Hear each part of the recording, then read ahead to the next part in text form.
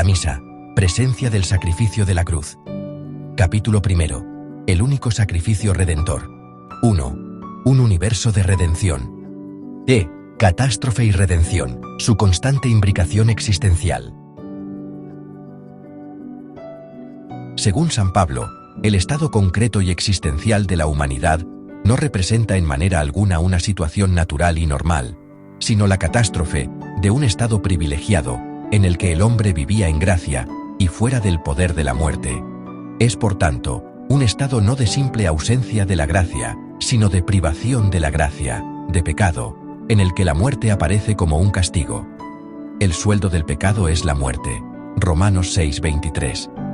Pero no es un estado de desesperación, sino que, por el contrario, es un estado en el que toda la esperanza de la humanidad está pendiente de la redención de Cristo.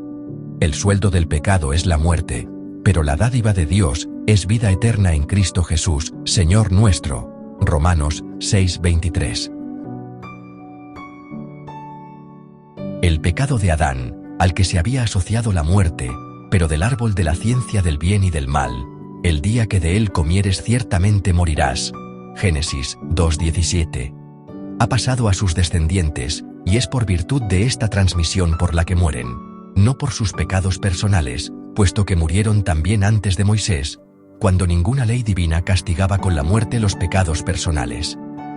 De la misma manera que por un solo hombre entró el pecado en el mundo, y así a todos los hombres alcanzó la muerte, por cuanto todos pecaron, pues anteriormente a la ley había pecado personal en el mundo, pero el pecado no se imputa por la muerte, donde no hay ley que lo castiga con la muerte.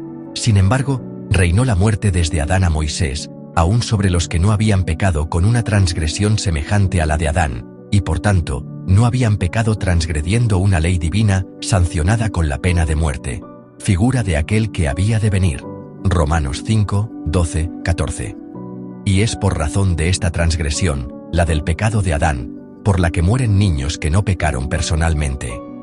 Mirando a su primitivo estado, el hombre se halla en una condición de catástrofe, de pecado y de muerte, que la humanidad ha heredado del primer Adán.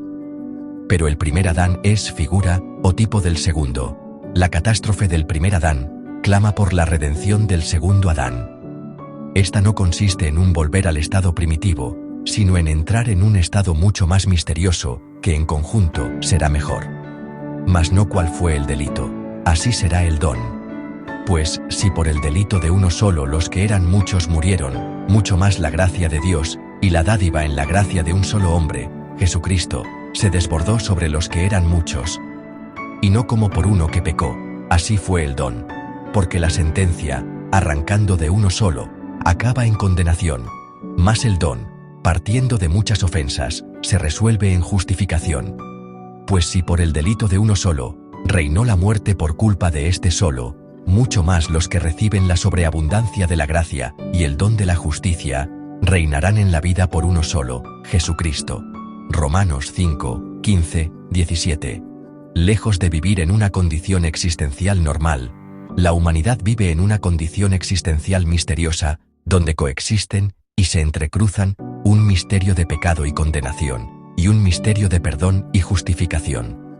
Así pues, como por el delito de uno solo, para todos los hombres todo acaba en condenación, así también, por el acto de justicia de uno solo, para todos los hombres todo acaba en justificación de vida.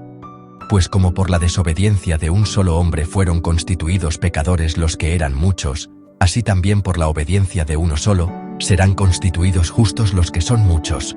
Romanos 5:18-19.